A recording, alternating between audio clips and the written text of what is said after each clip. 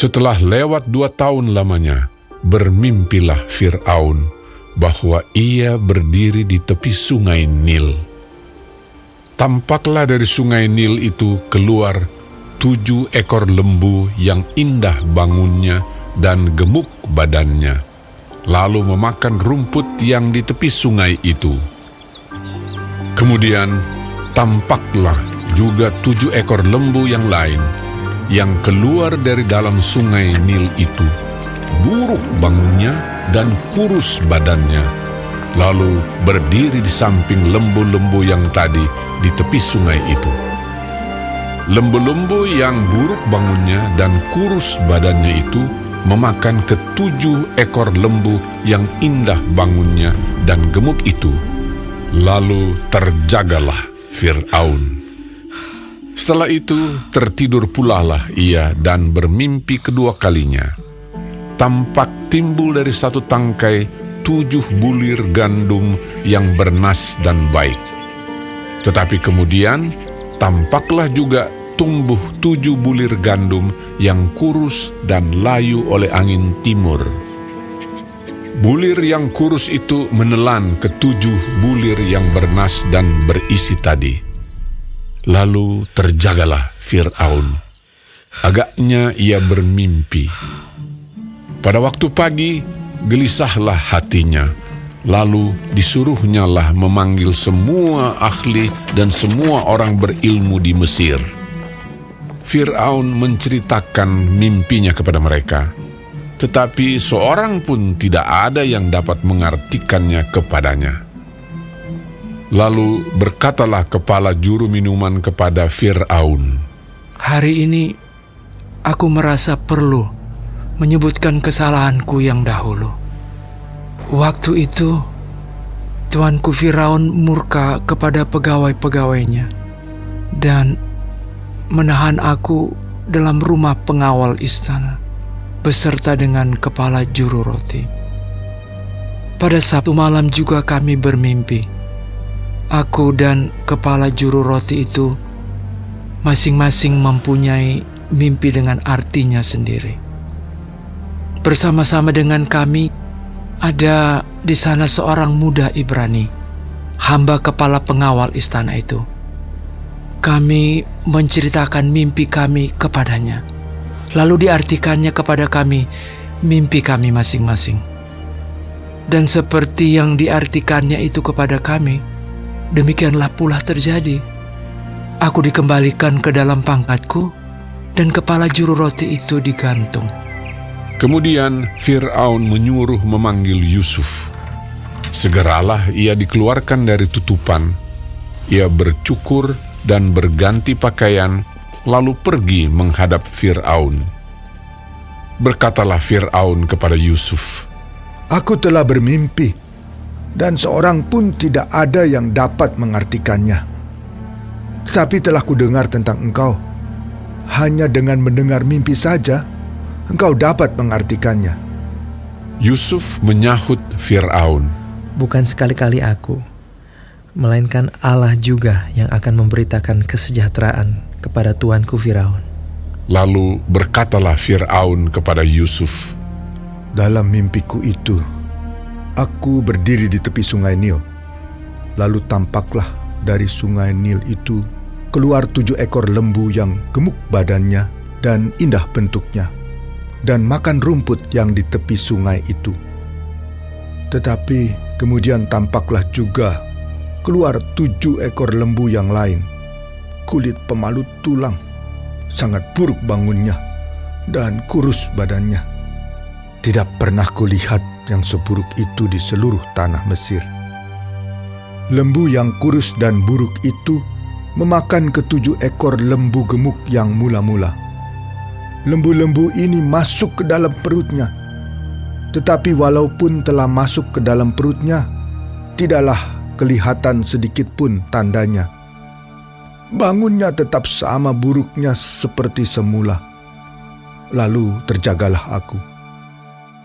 Selanjutnya, dalam mimpiku itu kulihat timbul dari satu tangkai 7 bulir gandum yang berisi dan baik. Tetapi kemudian tampaklah juga tumbuh 7 bulir yang kering, kurus dan layu oleh angin timur. Bulir yang kurus itu memakan ke-7 bulir yang baik tadi. Telah kuceritakan hal ini kepada semua ahli, tetapi seorang pun tidak ada yang dapat menerangkannya kepadaku. Lalu kata Yusuf kepada Fir'aun, Kedua mimpi tuanku Firaun itu sama. Allah telah memberitahukan kepada tuanku Firaun apa yang hendak dilakukannya. Ke-7 ekor lembu yang baik itu ialah 7 tahun, dan ke-7 bulir gandum yang baik itu ialah 7 tahun juga. Kedua mimpi itu sama. Ke-7 ekor lembu yang kurus dan buruk, yang keluar kemudian, maksudnya 7 tahun. Demikian pula ke-7 bulir gandum yang hampa dan layu oleh angin timur itu. Maksudnya akan ada 7 tahun kelaparan. Inilah maksud perkataanku ketika aku berkata kepada tuanku Firaun, Allah telah memperlihatkan kepada tuanku Firaun apa yang hendak dilakukannya. Ketahuilah tuanku, akan datang 7 tahun kelimpahan di seluruh tanah Mesir.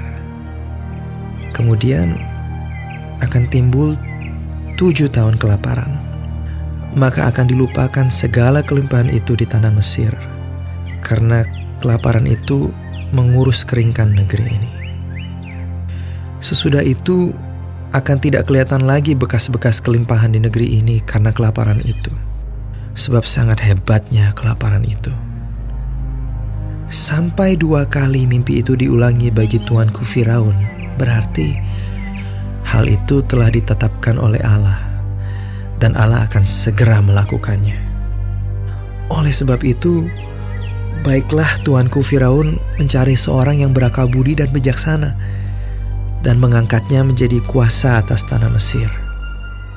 Baiklah juga tuanku Firaun berbuat begini, yakni menempatkan penilik-penilik atas negeri ini, dan dalam ke-7 tahun kelimpahan itu memungut 1/5 dari hasil tanah Mesir.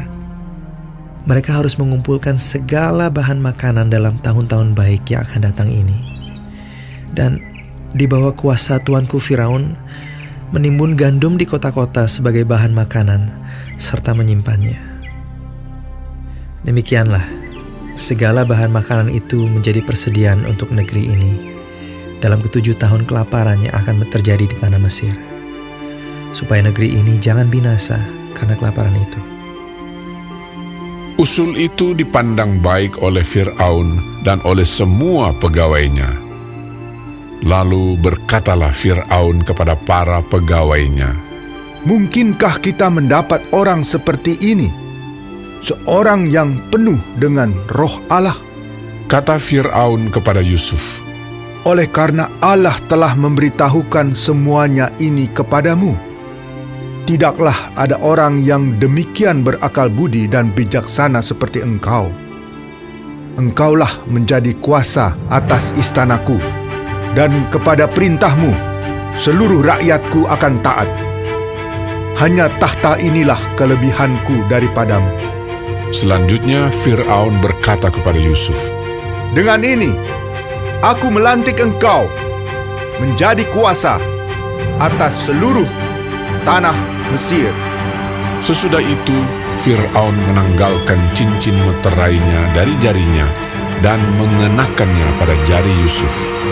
Dipakaikannya lah kepada Yusuf pakaian daripada kain halus dan digantungkannya kalung emas pada lehernya.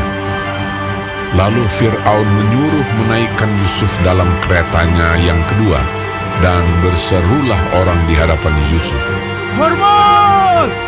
Demikianlah Yusuf dilantik oleh Fir'aun menjadi kuasa atas seluruh tanah Mesir. Berkatalah Fir'aun kepada Yusuf, Akulah Firaun, tetapi dengan tidak setaumu, seorang pun tidak boleh bergerak di seluruh tanah Mesir. Lalu Fir'aun menamai Yusuf Zavnat Paaneah, serta memberikan Asnat, anak Potifera, imam di On, kepadanya menjadi istrinya. Demikianlah Yusuf muncul sebagai kuasa atas seluruh tanah Mesir. Yusuf berumur 30 tahun ketika ia menghadap Fir'aun, raja Mesir itu.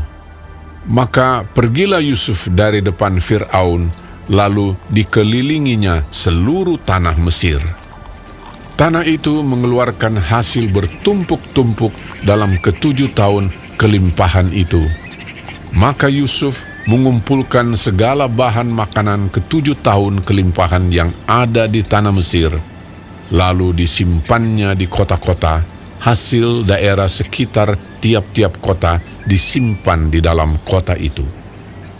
Demikianlah Yusuf menimbun gandum seperti pasir di laut, sangat banyak, sehingga orang berhenti menghitungnya karena memang tidak terhitung.